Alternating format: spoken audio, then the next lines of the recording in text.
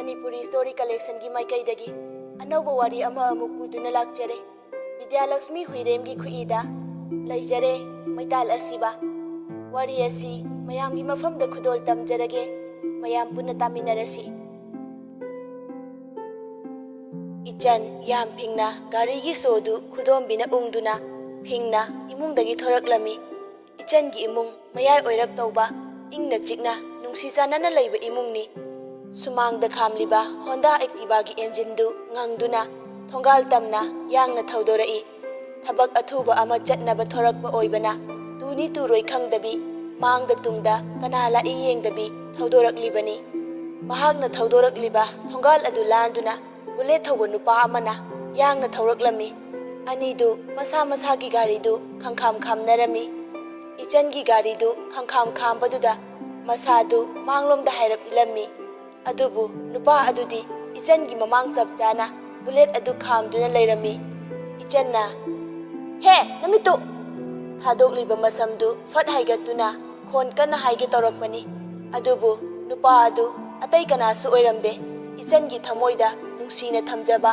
mahakki maming tabu tajaraga haraujaba mahakki masak tabu ujaraga lona nokjariba nongdai remba oirami masimakna makha taba ngamjadribani nongdaina uhaudre warobiba yade nongdai rembana chinglemna Ichanda yengduna hairakliba wahai asida Ichan gi sauninglangbा sakfamdu khanghan hanjinki thabak athuba chatke khalambadu kawkhirami mitka kuptaba makai nongdai rembada yengduna leijarai nongdaina thabak athuba male thaugatpiro ai thedokjage asi hairaga nongdai remba makhong ani na muklaga mahakki bullet adu maning handuna Ichan gi lambi pirami nongdaina thaugatpiro Ichan gari su hairamdana gari du hanagi matawgum khongjel yangna thaugatkirami Ichanna as chakreda gemde hek haiba ngamdeda adu isu nupa nang kyam kuina chenba ngamgadage aina nang koilum lumise nangdi khangjaramoi mathanta murum murum sonjai aduga nakangi mingshel aduda amuk yengjai nongdai rembana mahakbu yengduna lehoriba adu madu uraga amuka hena Ichandu nokfe tawjarai asuk yam nungsiba nupa asibu koidanadi doi ai kadaida chenba ngamganina adudagi amuk gari du khongjel amuka hena yangna thaugatkirami nongdai rembasu Ichanna thaukhriba gari khuthau adu mitkuptana ngakchana na yengduna lehorami nongdaina angakpani he kamai do wangang no sibo masa se gari hek ngamsileraga ain hek mirol tarakpadagi sembi draba komjau leiba lambi asida pai khege thawine adusu nupi masala chabi mana araiba angang din alamoi mase kunma thoi suba chahi cha sida poklabi angang ni dana dubude masagi gari du thauda makai Ichanna gari thaukhriba adu ngakna yengduna leithokli nongdai remba Ichan gi gari du school da thaujilaklami Ichanna gari thaujilaklibा adu sanathoi nungsi amadi atai atopa mamanabi gaina urami mahaki matau aduda sanathoina machinda Ichan bungangba haurai masa tadrasu sanathoina phibam siga ngaksa hengangai gari khuthawase mamanabi amana amu sanathoigi wahaiduda makha samtharami as asinupise nganu yenda werdi chabada yate ko firamne mahi ngakta chadadi yaroibu matong chabagi wadi oithoklaroi amana amu makha tarai adugi wadi ngasangni dana pokpa numita onkiba arumba changduga hojiki arumba gi changa yengnabada pokpa numita onkiba duna hena lumamgani masi nupi ase sanathoina wa loire dana pramanda asi hairaga makoi onsinnaduna nokjerami nungsina adoisu midi magulaye ngasang oijerasu ngachap oijerasu oiningba mahekto oijerasu mahakki maithongse mikup ama uhaudabada lekthagada miyam leibaniko sanathoina hoine adune mine khaliba mayam asiga mahangna tawthorakpana seran turan gi thabak ngaktane aidiba mamanabi amana sanathoida onsinduna hanglaklami Ichanse kari magi nongdai remba makha tadringai Ichanna tapoktuna khumlaklami Ichanna sakhenba nungsibado ningol thamoi hubiba masa khangdana aina ngaujabaduni. Ichanna asumna hairakpa asida atai mayamdu icanda amuktang pulap yenglai. Aduga khonjel amata oinasu hairaklami. As! Ichan nokmi Sanathoygi manakta hochinduna famjilai. Aduga amuksu hairaklami. Ichanna aduk nungsiba nupadubu aina karamna hekta hundoklamlaga atopa lamlanba kanagi satamda mitarune. Nungsina hautre heibe manang adaida lefawra. Mamanabi amana amuk nungsida wapang salai. Awoiba kari wakhaldano khangde. Ichanna wakhal natabra aidi mahamu ngaujaba nungsiba nupa imichina uzadri. Sanathoyna nungsibadi hairunu yeningdabana hu taret mukhari ibema ko sungye yeningde nangama. Mamanabi amana amuk hairai. Hoine lambi lamjau lamhang tumhangda mana yaudaba mafam laite amada chale thenani amada leire uni. Ichanna adu aisu nungsiradi nungsire nangsu koi chachatpai natro mahaka koi thengribada. Nungsina ichangi lukhamda kupakna se tharaga hairai. Nungsina sakna chaba yaba nate ngahak nungsina bai adu nangdi aigi thawaini nakhuta hama pizani haina bai wani. Asengbadadine sukmoi oithokloi chauthokna haibige ai. Se sakmai yenglaga leidoise lohongbagi numit nini mangani adudagi tha ama mangaire adaidi us. Ichanna nangna loina khangbiri he warasu nungsi masunglangi nungairasu nungsi masunglangi nupa khaktana nupi nungaira thamni haiba chatnabi leibra. Nupi aina luna thamba yai kaina makhuta hamaga pizani aina mabu. Sanathoyna asidi makok ase tinna phajana chiammene karam kanda hochilaga chiammi bano hayengne kappada nang sini soidana asinu pasida leiradi. Mamanabi singna ngangliba hairiba sing adu ichangi mafamdadi sungchang changlamde. Ichanna hera kappasu kaidawege hayeng wai warasu aina nungsijaba nupagi mangda kapjage pamjadaba nungsijadaba nupagi mamangda kappa kaina bit leitaba thabakni damadu kaigumba laibak faduna aikhoi ani thungnaba thoklaba. Sanathoyna as kaidawdoiba nangde ha kaidawdoiba. Ichanna aina thabak sugani aduga magi bullet ki thaw pik thana hanbiraga furit atangba khangrau atangba khungum atangbagi atangba ngakta selalaga lambidane hanagum adum thawhangani. Sanathoyna wa loiredana. Nungsina wanthare ai. Nungsi longna taba saduna mamanabi mayam marakta tusinaki. Ichanna ai lobadagi asi nupase masak fajaba hengatle kaina mina hainabada aigi imaini ne. Asi nupise adui nupada leibadagi luna tawdana masak masu thokna nungaina lei haibada adumaina nupi aikhoidasu hayan bayaina. Sanathoyna kayadano yengone thawaga sadaga ngangliba kaidune nangise nasaktuga ne oiba yabu wa ngangnasi phagi ta thorakanu. Ichanna as nungsibabu hekta phagi yabroba. Nungsina makhut ani lona duna khurambagi mawongda ichanda hairei. Nungsina hoi ichan ibema nanga panaba aikhoigi itik nate nangna adum ngamaga laabani. Aikhoina ama ngangni nangna tara khumakani aikhoina tara ngangni nangna chama khumakani lepiro changase. Makhoina ngangnaribadu saunabadi nate loina noklibani. Mamanabi amana tapna hairei. Kanadese asida nooga leithokadaw sarukpudi mingse prap chansilamlaga kaidano koiba yaba mafamda langba yaba langtharuse asida mata manghadaw sarukpudi koiba langba palakpa asida ichandu khonjel hauna yamna langjana hairaklammi. Ichanna yaine maduni aina pamise ai mi amasu tanagadaba wali.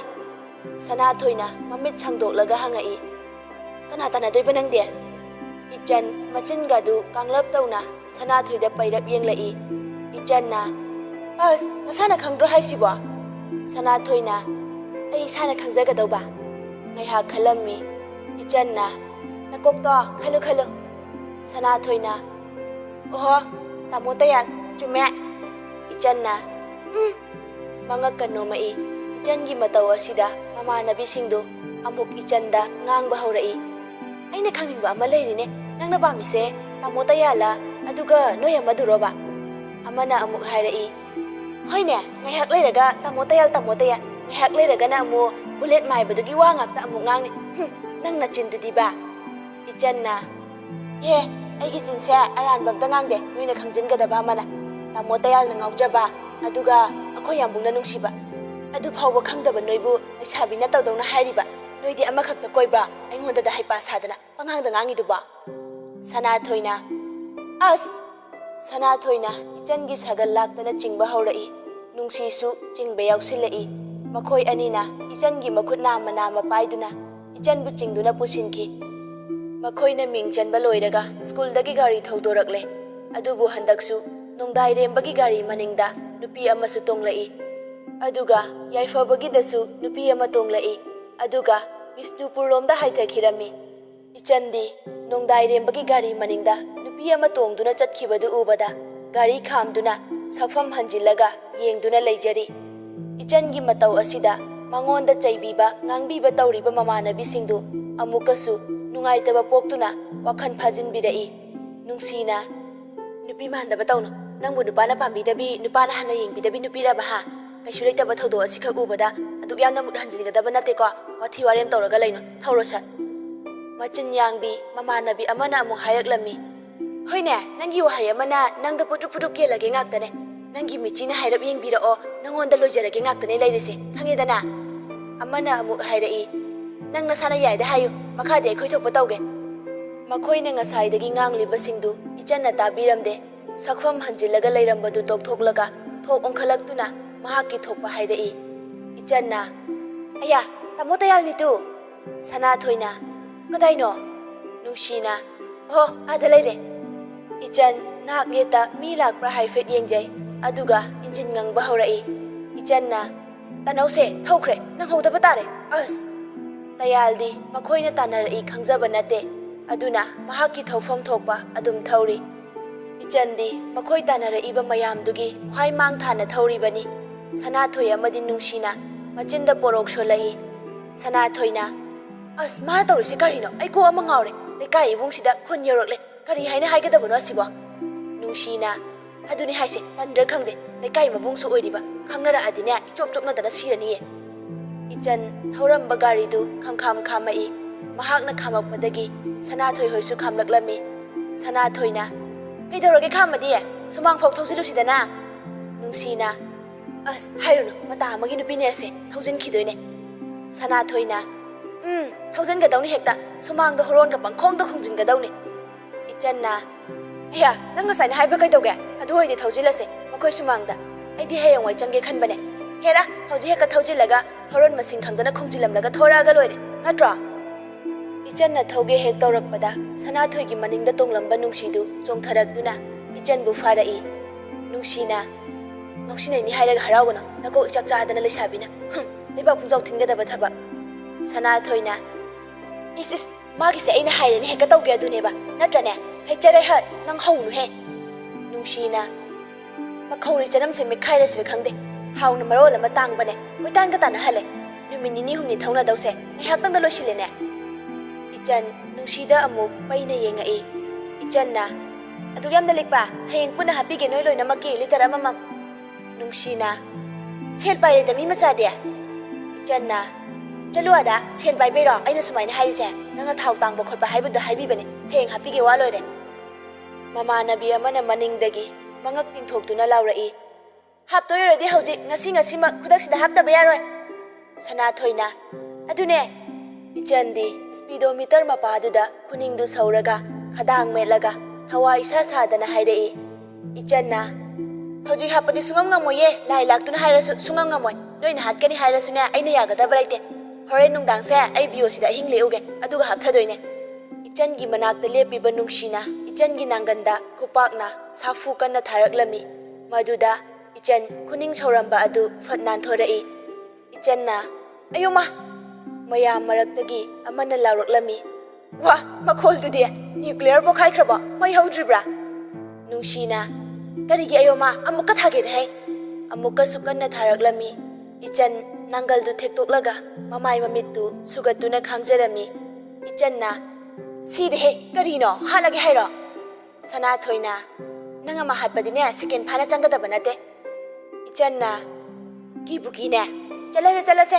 ꯑꯩꯒꯤꯗꯤ ꯌꯨꯝ ꯃꯌꯥ ꯅꯛꯑꯦ ꯅꯣꯏ ꯃꯌꯥꯝꯗꯤ ꯀꯝꯗꯧꯕ ꯅꯨꯡꯁꯤꯅ ꯀꯌꯥꯝ ꯂꯥꯞꯄꯅꯣ ꯍꯥꯏꯁꯦ ꯏꯈꯨꯠ ꯄꯥꯜꯂꯦ ꯑꯩꯈꯣꯏꯁꯨ ꯁꯅꯥꯊꯣꯏꯗꯤ ꯍꯣꯏ ꯃꯥꯏ ꯍꯥꯏꯗꯕꯤ ꯏꯆꯟꯗ ꯄꯩꯅ ꯌꯦꯡꯉꯝꯃꯒ ꯒꯥꯔꯤ ꯊꯧꯕ ꯍꯧꯈꯤ ꯃꯃꯥꯟꯅꯕꯤ ꯑꯇꯩꯗꯨꯁꯨ ꯏꯟꯅꯈꯤꯔꯝꯃꯤ ꯏꯆꯟꯅ ꯅꯨꯡꯁꯤꯌꯦ ꯁꯅꯥꯊꯣꯏꯁꯦ ꯁꯥꯎꯔꯦ ꯇꯣꯡꯉꯣ ꯊꯤꯜꯂꯝꯃꯒꯦ ꯅꯨꯡꯁꯤꯅ ꯖꯨꯠ ꯆꯥꯗꯦ ꯍꯥꯏꯔꯒ ꯅꯪ ꯍꯔꯥꯎꯗꯥꯏꯅꯦ ꯍꯥ ꯏꯆꯟꯅ ꯑꯁ ꯉꯥꯡꯗꯅ ꯂꯩꯔꯅꯨ ꯇꯣꯡꯈꯠꯂꯛꯑꯣ ꯏꯆꯟꯗꯨ ꯅꯨꯡꯁꯤꯕꯨ ꯇꯣꯡꯍꯟꯗꯨꯅ ꯁꯅꯥꯊꯣꯏꯒꯤ ꯇꯨꯡ ꯏꯟꯅꯗꯨꯅ ꯒꯥꯔꯤ ꯊꯧꯈꯤ ꯃꯈꯣꯏ ꯒꯥꯔꯤ ꯌꯥꯎꯔꯛꯇꯕꯁꯤꯡꯗꯨ ꯃꯌꯨꯝꯗ ꯊꯤꯜꯂꯝꯃꯒ ꯏꯆꯟ ꯁꯨꯃꯥꯡꯗ ꯒꯥꯔꯤ ꯈꯥꯝꯂꯒ ꯁꯣꯗꯨ ꯁꯠꯇꯣꯛꯂꯒ 이몽다 마하키 가다 젠실라이 아두가 마피가 홍독더비 파몽다 롱 힙타라미 미타 농가이렘바기 가리 마닝다 누피야 마합두나 포키바 아두 우락라미 마두 헥 우락바 쿠딩 쾌랑 쾌사우나 복제라미 이짠나 아스 아이게 꾸이나바 누시나바수 나타바 아두가 마학나 누피야 토바마 가리 마닝다 합두나 포키바도 우라가 타모이세 사리사리 떠우리시보 아이부 미야다 유스마일로인 떠우나바 잘라네 Hamoy mapase, prok sa Matanta murum solingaida, mama amubi sangagtuna, machabu kaurai. Amubi na. Bima, Ichan, asibu taradi kumba kay dawgi haibanida. Ichan, adum hipna, mama na kauriba aduda, sauri kumai. Ichan na. Kaino? Amubi na. Nafina rol do hongdok laga hippa kay dawgi. Angang machamak sunate. Nagsabi macha pharaglaban nang se Ichan na tanbay ne hongdok ba kana hongdoke Amubi na masibu aibu kamay na ngang na dawri ge tawri sidia Amubi na Ichan gi makhongda khupak na tablap na tharai Ichan hiblambadagi famlai aduga machindu tumthoklaga kesin narai Ichan na ima Amubi su hamongda famtharai aduga hairai Amubi na Naray do kon gano, chawrabani nang. Ichan na, ado oisyu. Amubi na, nang nahay na ba sukyam yadrisibo? Hay, nabung anini layrise, nang daw na lamhende ne. Ichan na, helam maroy. Amubi na, ay bumasibo, nang tachaw haydo ka ne, puhalura ha. Ichan na, ingonda puraga, mamanungay doy raba. Amubi, saubo sungamde, machaningol ama kaktayaw banina. Amuk tap na makut tingthok tu na hairai Amubi na kadai no sel kya halai piro Ichan fet lai thok tu na hairai Ichan na ho amda halaktre Amubi thajada bagi mawangda mamit lang thok tu na hairai Amubi na aduk yam badubu kadai da kaidau bada sinnari banang dia oida bangangano nangi sizina pham thok pa sizinara ba natro kadai lewak pa halak badu piro ei insang khara lai ruge ba Ichan na Kaino ma, halakte hairaga. Aisu imanaba mayam puline. Mina chapo chase hairaga, ina kamay na yaroy doino. Amubi na. Imagi ibe ma, naitom satpi singse, miron thungde ngang na hainabado chumdawrine. Imana khanbadadi, aigi ichadi, mathanda poklasu, oyet khangna takpige ningbani. Nangi kaida sidane, ai haifam ngangpham ga amata khangdre. Ichandi, mama na ngasaydagi nganglidu, nungde ising chaybaga chap manarami. Ichan na Ima, ikuta sel paigi haidi sumba kanda khaptana karam kanda khaptoina kemta wakhal ta jade sel tokpasu nate asibu ima nang lai saraktra Amubi na masibu yengune aingonda amu onsilaine Ichan na onsunba kaubra siba babung na masana khangna hena piribane aduga mana sokuni sadana adum yengsilaga laini ba Amubi na Hai nang wa makha tanu nafi hongdoro aduga ne thaba ingkhang singje khara yauksilula Ichan na ngammara wara kansida Amubi na ichadi gari macha se mi udaba makai thauna bo hona bada warai ni mi na haina ba khakna tana aina su ure lambi simbi da ba sida pai dana thaure tusin khochiladi ne soinai radi nangbu na yum pan ba khangoi ne he Ichan na aina yum pan bai imana wa biu haide aisu gari yangna thauri do iwa thijari bani Honoi na kada yelo ye naya nupa ki manakta lai jaru doine